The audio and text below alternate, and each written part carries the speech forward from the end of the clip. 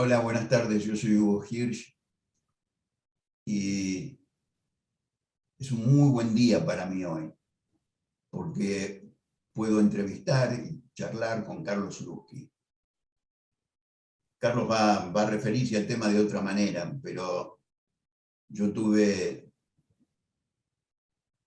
el honor de conocer a Carlos, ¿sí? Y la casualidad de conocer a Carlos, y ese honor y esa casualidad influyeron muchísimo, pero muchísimo en mi desarrollo profesional. Nada, me parece que la trayectoria de él, ¿sí?, es tan fructífera. Si alguien se toma el trabajo de simplemente de ver lo que este hombre ha publicado en la vida, es impresionante. Y no ha publicado sobre un solo tema. Su curiosidad abarca varios. Lo que yo quisiera desarrollar hoy es, bueno, cómo fue la historia de cómo fue pasando de estudiante a médico, de médico a psiquiatra, de psiquiatra a psicoanalista, de psicoanalista a interesado en la teoría de la comunicación, de ahí a decidirse a emigrar, etc. ¿Sí? ¿Cómo fue ese paso? Y déjenme contarles un pequeño detalle, y ya lo dejo a Carlos completamente. Yo me siento afín a Carlos en muchos aspectos, pero hay uno en particular que siempre me ha encantado. Comparto con Carlos la afición por la buena ciencia ficción. Él fue un gran lector de ciencia ficción y yo también. A lo mejor por eso nos dedicamos a esta cosa que tiene algo de ficción. Pero en fin, esa es una modesta afinidad que tengo, Carlos. Carlos, empezá por donde vos quieras. Okay. Como creo que te estaba comentando, es cuando me invitaste a contestar a un par de preguntas, me puso en la situación media compleja de no poder saber cuánto del devenir de mi vida, de nuestras vidas, es el resultado de casualidad, ¿no?, de encuentros fortuitos, de eventos fortuitos, y cuánto de curiosidad y de audacia y de exponerse a diversos eventos con interés. Lo habías mencionado ya desde mi actividad, mi tiempo como estudiante de medicina. ¿Por qué elegí medicina? No me resulta demasiado claro, en realidad. No fui, como algunos otros, un gran estudiante de medicina, dedicado a la medicina. Me interesaba la medicina, pero me interesaba más los aspectos, te diría, psicosociales de la medicina bastante tempranamente. Lo que hizo que ya en la época del 50, mientras era estudiante, estuve envuelto en actividades relacionadas con justicia social, ¿no? Todavía en la última época de Perón había muchos prisioneros, muchos presos políticos sin juicio, ¿no? Y yo organicé junto con unos amigos una pequeña organización simplemente para conectar a esta gente, estudiantes y otros extranjeros en Villa Devoto, en la prisión, donde estaban presos sin juicio y sin nada, simplemente porque eran enemigos. Por ejemplo, había un grupo de guatemaltecos, no sé si te acordás de una historia, que después de los gobiernos democráticos progresistas de Arévalo y de Arbenz, hubo un golpe de Estado favorecido por la CIA, por Estados Unidos, donde un ejército más bien de mercenarios dirigido por un tipo que se llamaba Castillo Armas, derrocó al gobierno guatemalteco. Entonces mucha de la gente que estaba envuelta en política solamente social o de las otras también, acabaron pidiendo asilo político a diferentes embajadas. La embajada argentina, como corresponde al consulado, no sé cuál, como corresponde, les dieron asilo diplomático, los trajeron a Argentina y poco después los metieron presos, sin juicio, sin nada. Y junto con ellos había peruanos, estudiantes que conocíamos, y que así fue como entramos ahí. Y ese fue el último año antes de la revolución que derrocó a Perón, estuvimos envueltos en ir a Villa Devoto 2 veces por semana, llevando fruta y comida y fundamentalmente contrabandeando cartas, llevando medicamentos si hacían falta, haciendo un poco de ruido al nivel de, como para que esta gente se sintiera conectada con el mundo y al mismo tiempo hacer ciertas cosas efectivas, como mucho detalle. Pero para contarte, ¿de dónde salió esa vocación? ¿Qué sé yo? Estaba ahí. Y mientras esto ocurría, también estaba envuelto en conexiones de otro tipo, como la carrera de psicología, que empezó a formarse como carrera de psicología dentro de la Escuela de Filosofía y Letras.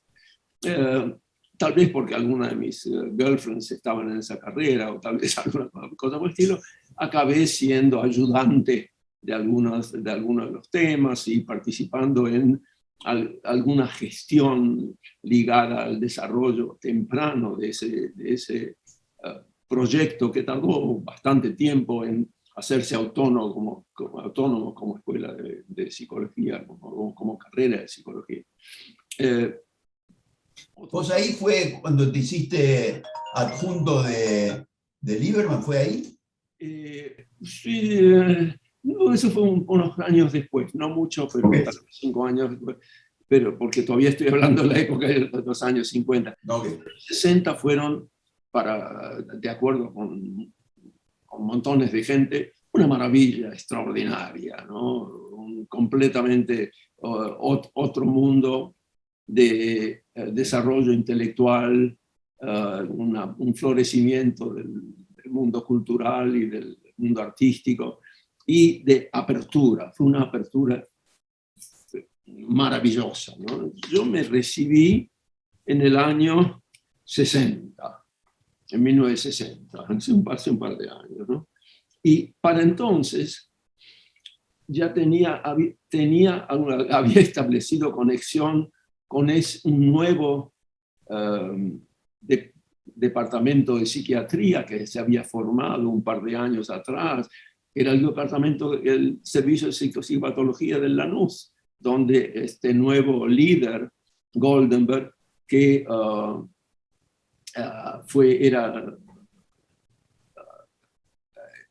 estaba muy hostigado por el establishment psiquiátrico que estaba conectado con la carrera, con la cátedra de psiquiatría de la universidad, que estaba muy controlada por psiquiatras clásicos, todavía teniendo como referencia a Kurt Schneider y a la taxonomía como producto principal, y que tenían control del hospital psiquiátrico, del hospicio y de qué sé yo cuántas cosas. Bueno, contra de eso, en representación de lo que podría decirse era la nouvelle vague de psiquiatría comunitaria, un poco antipsiquiátrica en el sentido no extremo del término, y yo también participé activamente del movimiento antipsiquiátrico, que era un movimiento fundamentalmente de cuestionamiento de la sumisión a los psicotrópicos y al usar a la psiquiatría como un instrumento de poder. Y por lo tanto correspondió a la época de los primeros esfuerzos para disolver los grandes hospitales psiquiátricos, los asilos, y generar una psiquiatría comunitaria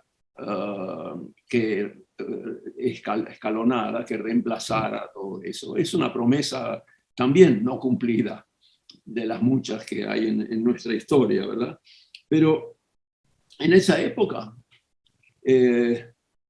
era un pequeño departamento de psiquiatría solamente de un consultorio externo en Lanús en ese primer tiempo, en el que me conecté.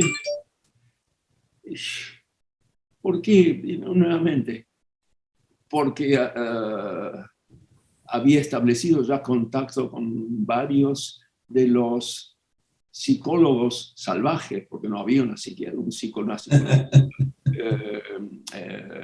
establecida, ¿no?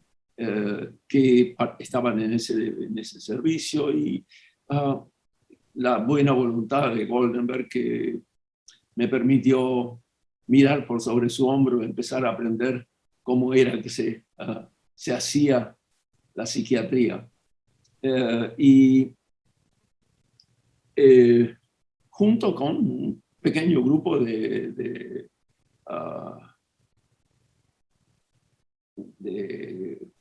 jóvenes también igualmente envueltos. Hernán Kesselman, Lía Ricón, no sé si los son reconocidos como nombres, Vicente Galli, Rafael Paz, y Valentín Barenblit. Formábamos nosotros un pichones totales, el staff, donde más o menos creábamos, o en muchos casos simplemente aprendíamos de algún rincón modos de envolverse con la tarea y con la práctica,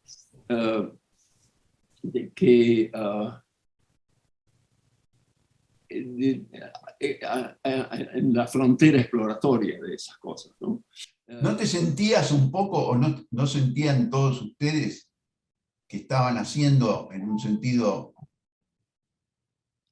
para nada militar, la revolución, que estaban corriendo la frontera, que eran exploradores de un nuevo mundo?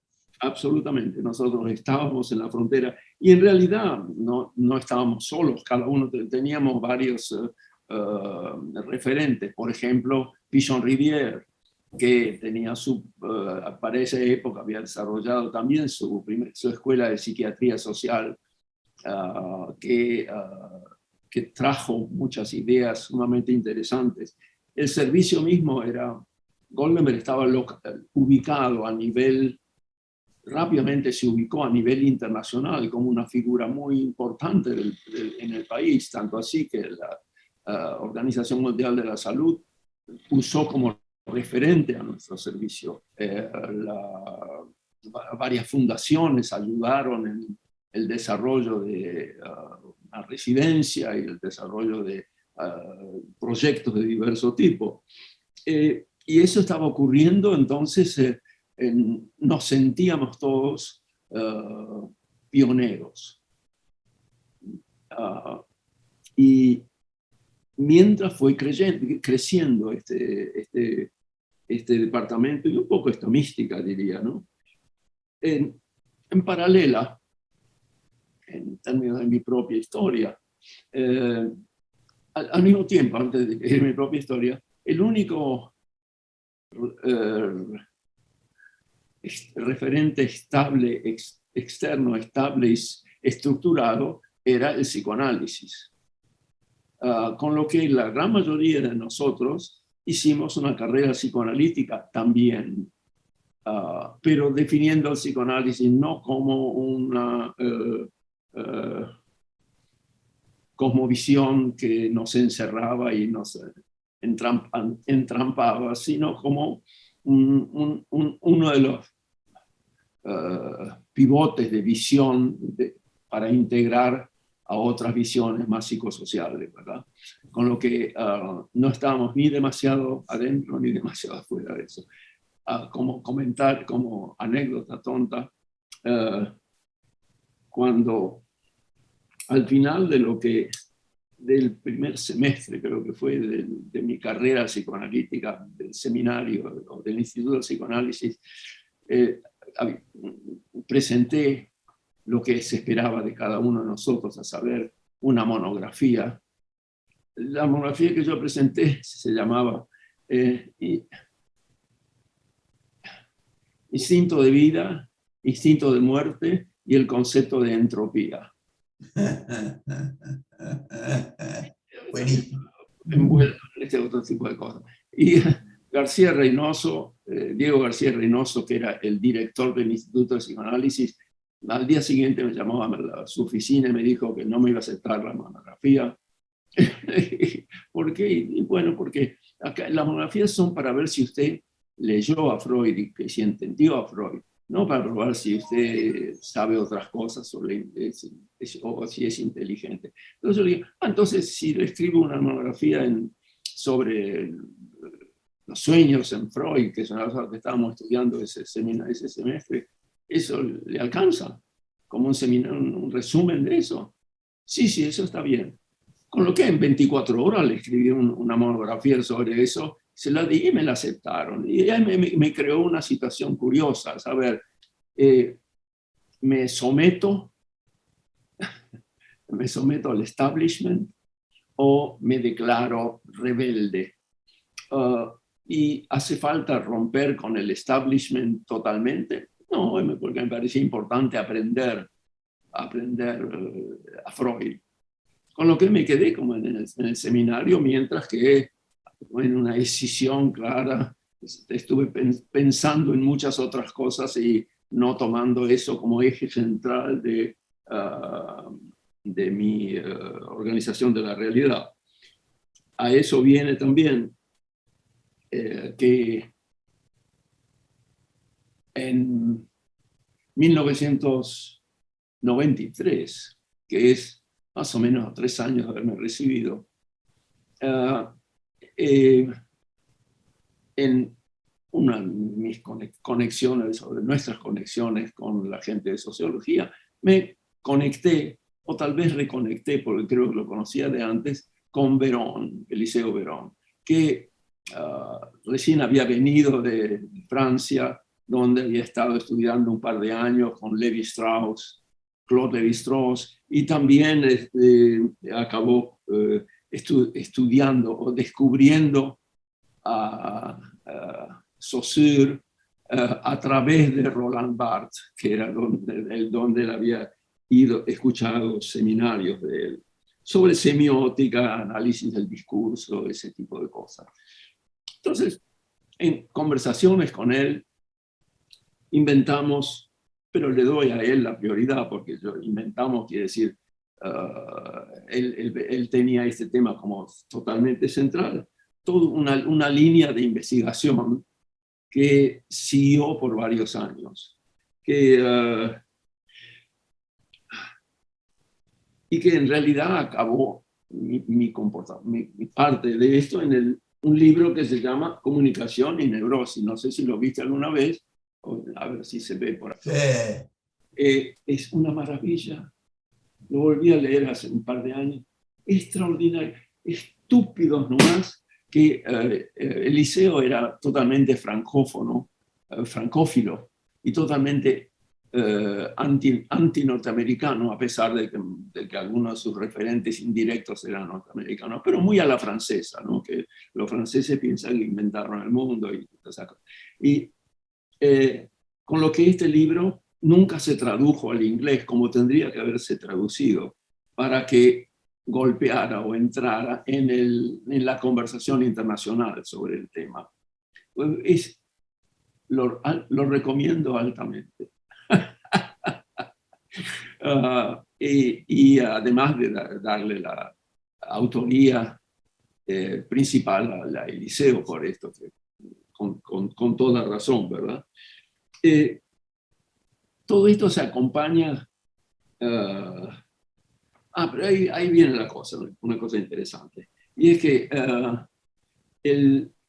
la investigación en la que participó también Francis Kohn, una socióloga, Analía Cornblit, una primero psicóloga y después socióloga y después médica, Malfé, un psicólogo, que estaba conjuntamente desarrollada en el Instituto Di Tella, en el Centro de Investigaciones, y en el Lanús, en nuestro servicio, que se llamaba Estructura de Comportamiento y Sistemas de Comunicación Social.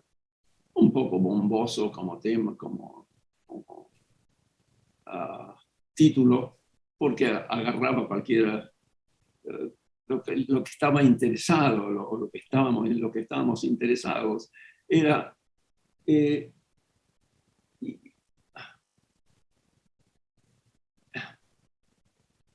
mi impresión, y esto es una cosa que yo contribuí, es que había diferencias semánticas en la manera de hablar y de organizar la realidad, claramente definidas en gente que en el mundo psiquiátrico eran rotulados como fóbicos o como histéricos o como obsesivos.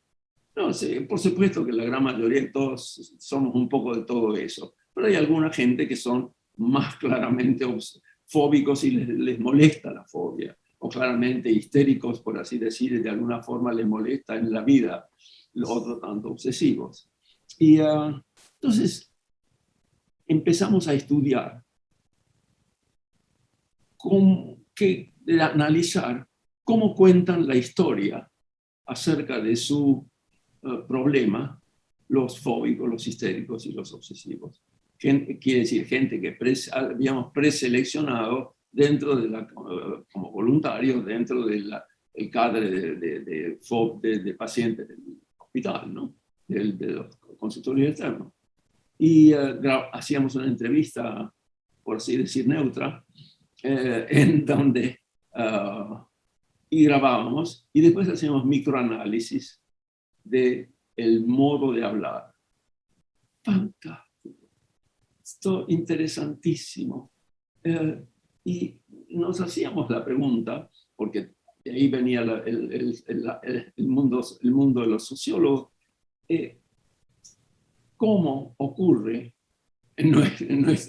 que esta gente habla de esta manera y no de otra manera? ¿Cómo quiere decir? Si había algunas variables más macrosociales. Y así hablábamos, sin entender mucho qué queríamos decir con todo eso. Y ahí donde ocurre otra de esas casualidades a las que me había referido. En el año, creo que fue 64, no más, estaba en la casa de un amigo economista y mientras él preparaba el café, me puse a hojear su biblioteca. En la biblioteca había 3 ejemplares de una revista nueva, Behavioral Science. Nunca la había escuchado, además de que no sabía bien inglés tampoco. Nunca la había visto, nunca la había escuchado, qué sé yo, pero la tomé y hojeando, encontré un título interesante y me encontré con el artículo clave de Bateson y sus colaboradores. Nunca había escuchado de Bateson ni de sus colaboradores ni nada que se le parezca. Toward the Theory of Schizophrenia. En fact, lo que trajo fue esquizofrenia, no Toward the Theory of, porque por supuesto no sabían ni siquiera si la revista, a qué venía esta revista. Y es el artículo donde pusieron, echaron al mundo la noción del doble vínculo, del double bond. Toward the Theory of Schizophrenia. Y yo leí el resumen del artículo. Y me acuerdo dónde estaba parado en ese momento, en esa escena, porque ¡wow! Este hombre está entrando en empezar a contestar a la pregunta que nos hacíamos acerca de los procesos interactivos en la construcción de los supuestos de comunicación. Inmediatamente tomé nota de qué es lo que era y me conseguí una copia de este artículo. En esa época, conseguir una copia de este artículo es la época antes de las computadoras. Había, no sé si te acordás, una publicación anual, creo que era Psychological Abstracts, Sí. traía todos los artículos que habían sido publicados en diferentes revistas en el que aparecía el título, los autores y un email, no, y una dirección. No. Sí, una dirección de alguno de los autores, de un Harvard University o lo que fuera, ¿no?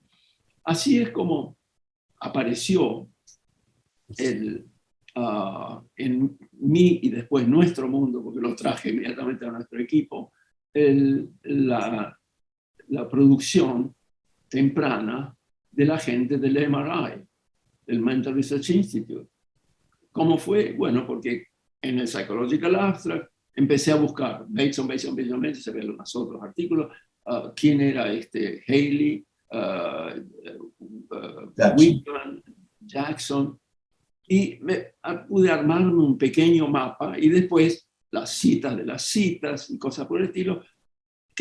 ¿Y cómo se conseguía el artículo? Si no tenías la revista, tenías que escribirle al autor pidiendo que te lo mande, que te mande una separata, que en esa época era como se hacía. Así fue como me conecté con las publicaciones del MRI, fundamentalmente, y empecé a estudiar el modelo interaccional, si querés, los modelos con una visión sistémica del mundo. Y te hago una pregunta ahí, Carlos, volviendo a lo que hablamos hace un ratito. Si tu amigo no hubiera demorado en preparar el café y nunca hubieses abierto la revista, ¿qué hubiera pasado?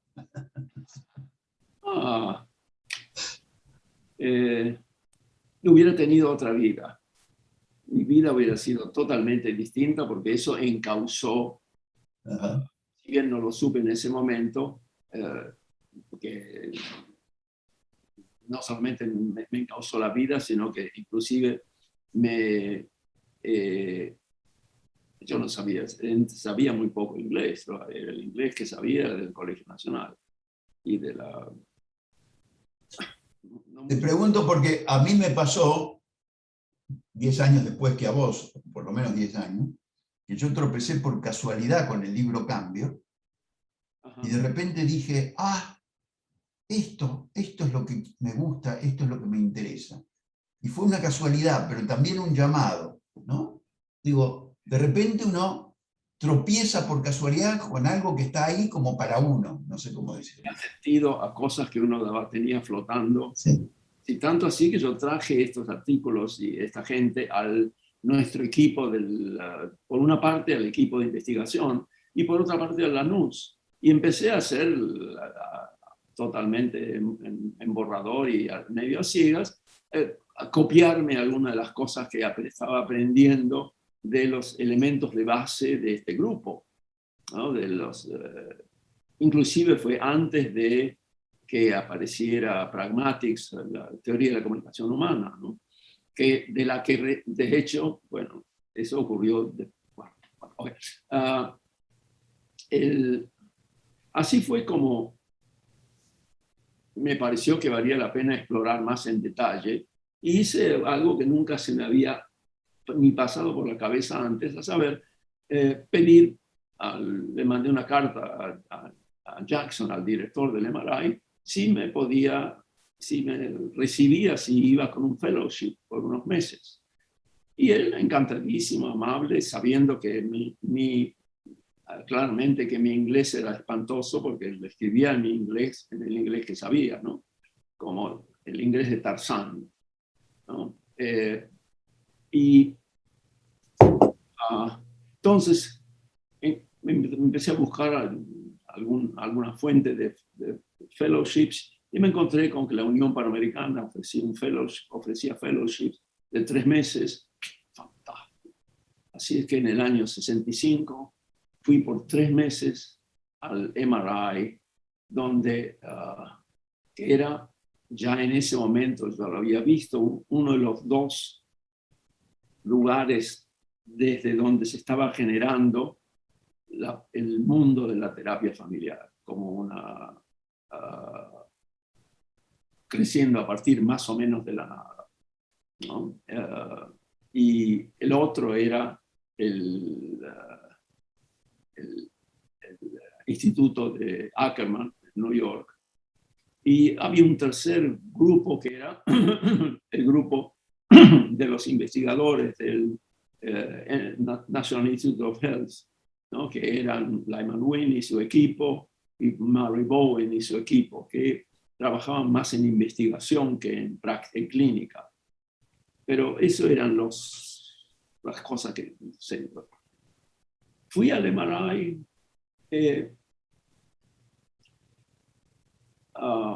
¿Quién me fue a buscar al aeropuerto?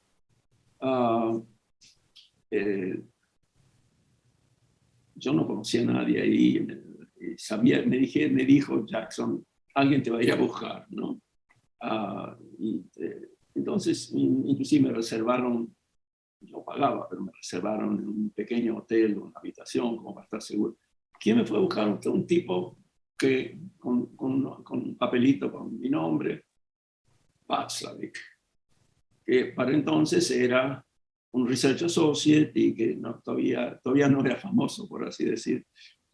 A mí me encantó Václavic, que era un rígido, fóbico de morirse, pero al mismo tiempo hablaba un castellano que me hacía acordar a mi padre. Él había estado viviendo en la República Dominicana como profesor antes de pasar a Estados Unidos, y hablaba un castellano bastante bueno, con mucho acento vienés. Mi padre era vienés también. Y además sin demasiada diferencia de años, con lo que era más bien como estar con un hermano mayor muy rápidamente, en la conversación, en el auto, en el Volkswagen Bug que él tenía, yendo del aeropuerto hasta Palo Alto, hablábamos de la gente del MRI. Y resultó que le gustaba la gente que a mí me gustaba y que a mí no le gustaba mucho la gente que a mí no me gustaba mucho, que es una manera de ser amigos, ¿no? De establecer amistades, ¿no? Encontrar enemigos en común, ¿no? Y entonces fue una... Yo hasta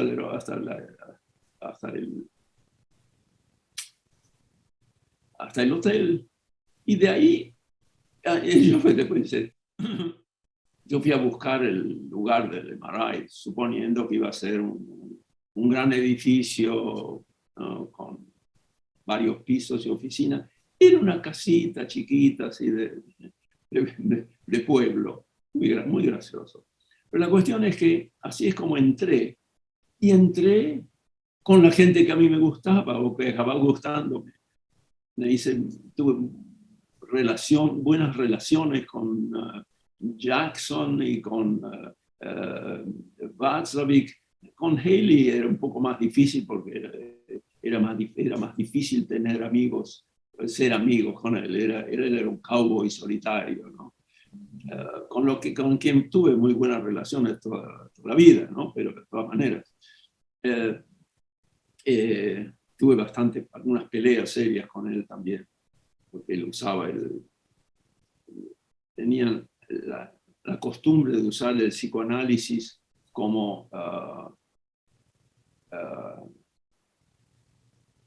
para ridiculizar el psicoanálisis como una manera de probar sus propias ideas. Y yo siempre decía que era un idiota, que no hacía falta, no necesitaba un espantapájaros para hacer lo que estaba haciendo.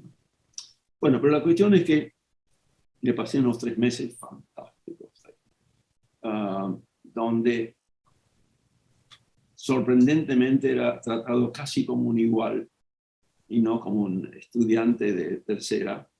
Al mismo tiempo, ahí, como era un fellow, no, el nombre que me habían puesto así, pude ir a todos los cursos que estaban dando, introductorios, avanzados, sobre terapia familiar, que fundamentalmente lo estaba haciendo Virginia Satir.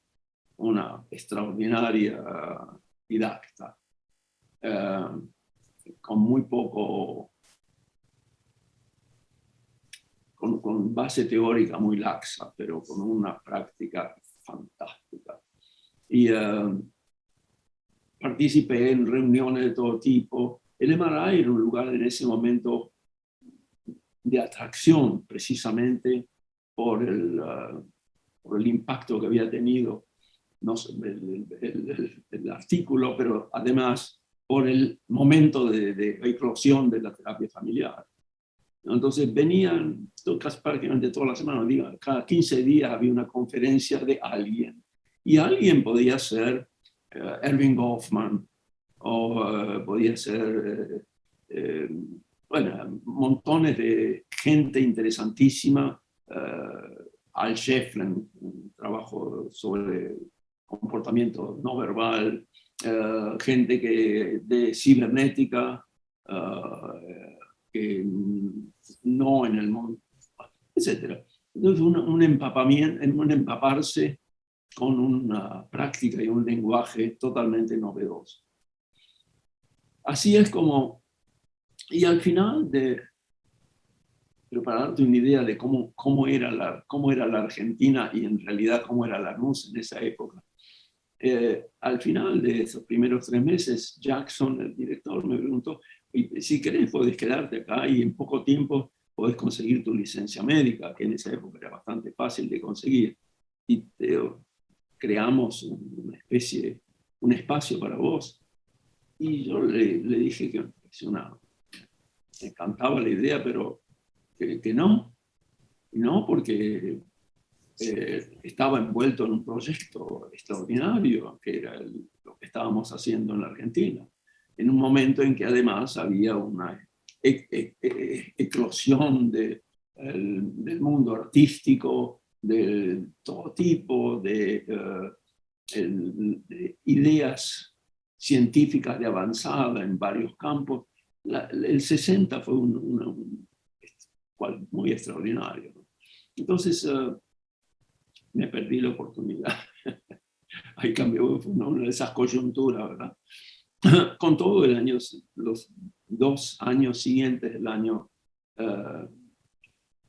eso fue en el año 65 o 6. Los 2 años siguientes, yo también fui por 3 meses una vez más al MRI, y donde tenía mi oficina y así participaba en reuniones y en actividades y cosas por el estilo. En el tercer año, en el año 68,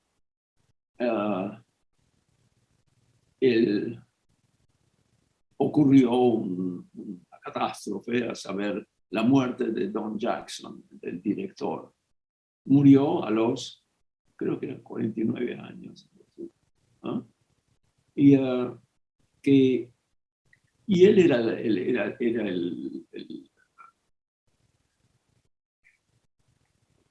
el contenedor de toda esa gente variada y con proyectos distintos. Wickland en un edificio del otro lado de la calle, haciendo sus estudios de comunicación en familias chinas sobre la base de films hechos en China. Haley a 2 cuadras haciendo sus propias investigaciones en un periodo en que empezó la declinación de los fondos para las investigaciones psicosociales y el comienzo de lo que fue después la década del cerebro, ¿no? Completamente otra cosa. Bueno, y murió él y coincidió más o menos con el que se fue Virginia Satir, que era un atractivo desde el punto de vista educativo, y se desmembró la institución. Haley al poco tiempo acabó invitado por Minuchin a su propio... Pero la cuestión es que, como yo llegué tan temprano ahí, acabé enchufado como casi miembro la primera generación. En realidad fui primera y media, ¿no? Más temprano que la segunda generación, y con conexiones que después me resultaron muy útiles para los otros proyectos que llevé a cabo, como ser el editor de la revista Family Process, ¿no? Que requería mucha red. Pero ya esto es más anécdota que tal vez cosas que te interesen a vos.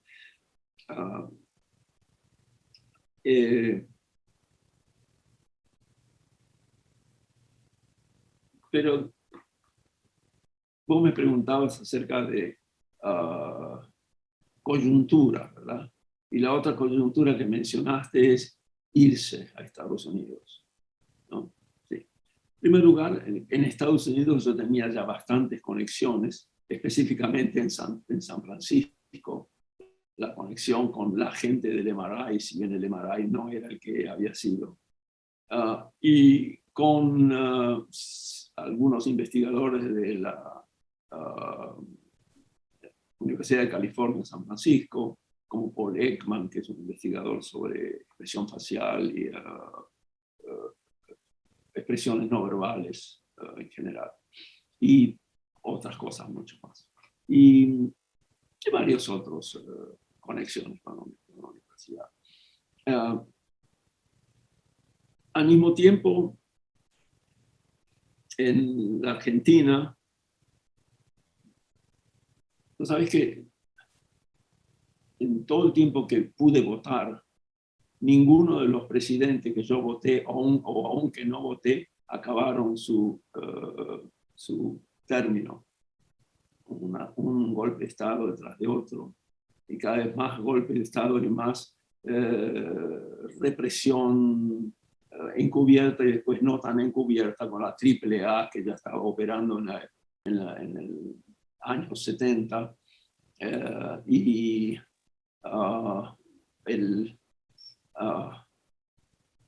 también Lanús en ese momento estaba pasando por un periodo particular porque Goldenberg había estado muy envuelto en el desarrollo de los planes de salud mental de la ciudad de Buenos Aires, y creo que de una manera extraordinaria. Desarrolló los primeros, bueno, creo que 5 centros de salud mental comunitarios de Buenos Aires.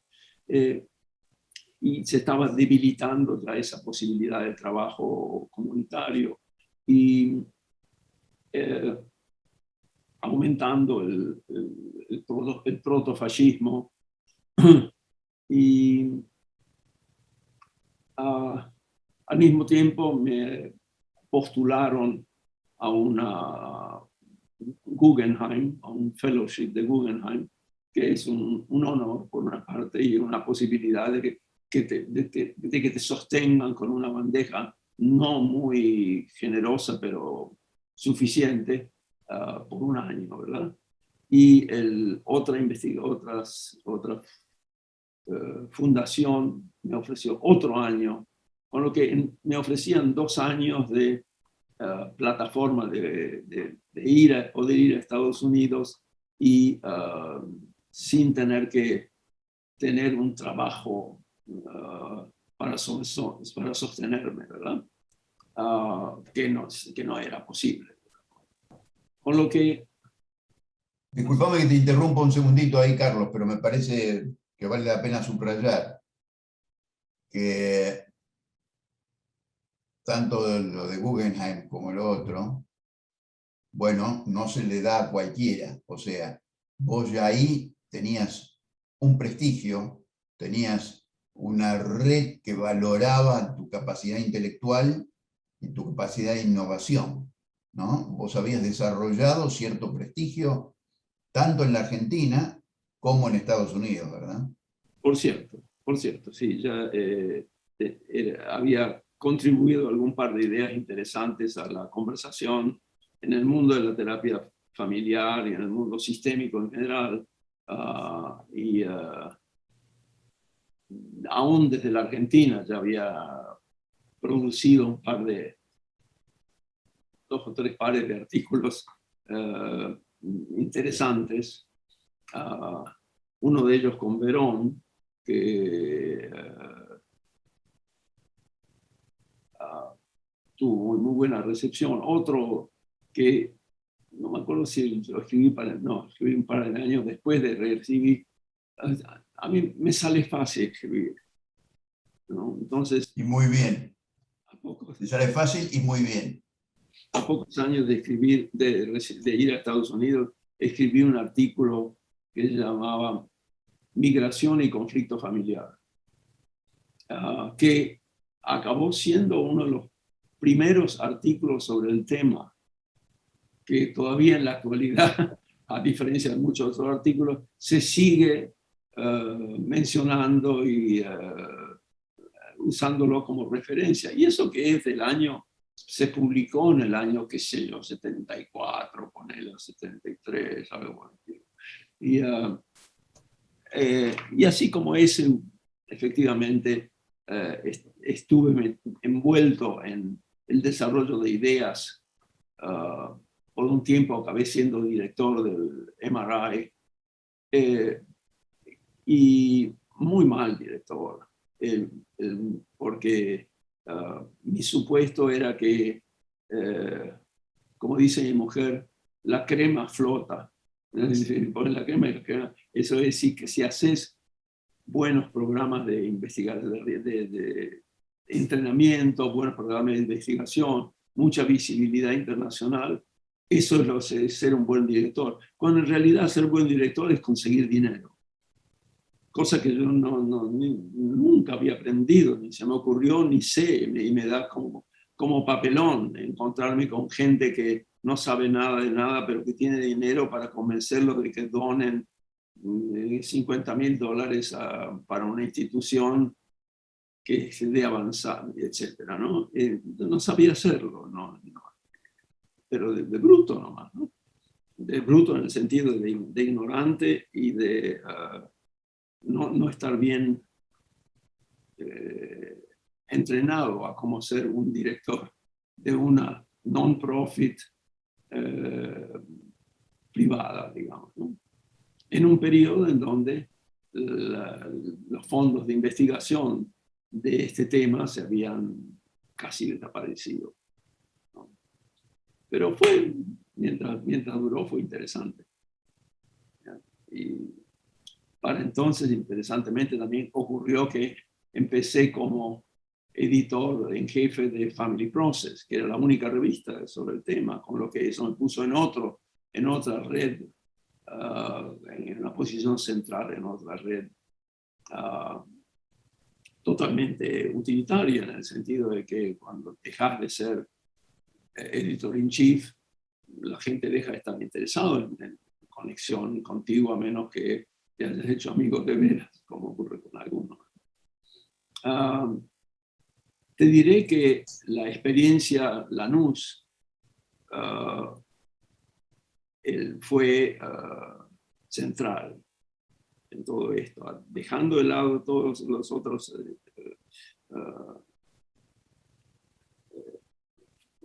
fuentes de enriquecimiento, tanto así que cuando acabé, después del MRI, entrando como chair de un departamento de psiquiatría en el Berkshire Medical Center, en los Berkshires, que no es el centro del mundo, pero es un lugar estupendamente hermoso. Mi modelo era el modelo de Lanús. Entonces, muchas de las cosas que yo hice ahí fueron inspiradas por el modo de ser y de funcionar de Goldenberg, un tipo extremadamente abierto y generoso a diferentes...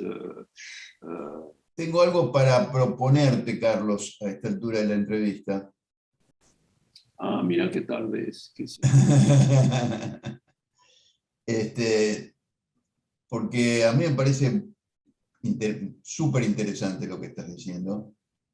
Y a lo mejor podemos poner una especie de pausa arbitraria, Sí, sí. ¿no? déjame que te diga una cosa. Cuando vos estabas en el MRI, bueno, vos eras el director. Yo trabajaba desde hacía muchos años con Hugo Rosario. Hugo escribió sobre mí. Y vos me recibiste. A mí me pasó bastante parecido. A mí no me buscó Václavic, no me buscó nadie.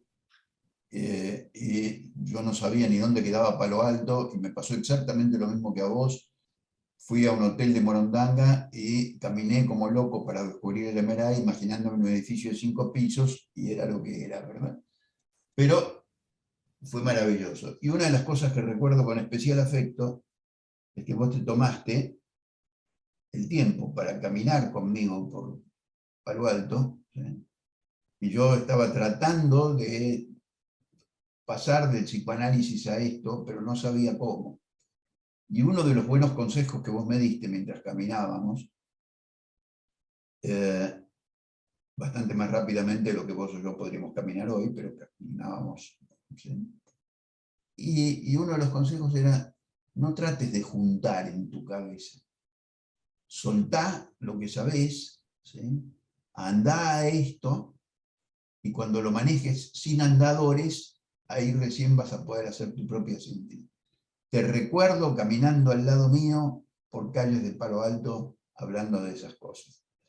Y sugiero que hagamos una pausa aquí y, si es posible, cualquier día de la semana próxima, pasamos al momento en el que yo todavía quiero volver la próxima a tu papel como editor de Family Process, porque vos pasaste muy rápido por el comentario, pero yo creo que vos contribuiste a que Family Process adquiera una calidad editorial y una difusión que vale la pena charlar un ratito, ¿verdad? Y además produjiste algunos artículos, ¿sí? Sobre terapia de pareja en esos años, que para mí resultan encantadores. Paremos aquí y arranquemos la próxima, volviendo un poquito sobre tu papel de editor y lo que empezaste a hacer en los Berkshires, siguiendo la idea de Lanús. ¿Te parece? Hablé demasiado y tal vez de algunas trivialidades, pero bueno. No, a mí no me parece que hayas hablado demasiado. El juicio final lo darán los oyentes o espectadores. Si vemos que se aburren al minuto 5, bueno, habremos averiguado algo. Pero a lo mejor siguen y encuentran algo interesante. Okay. ¿Sí? Okay. Un abrazo y continuamos en los próximos días. Continuará como en los viejos cines. Okay, bye. Mil gracias, Carlos.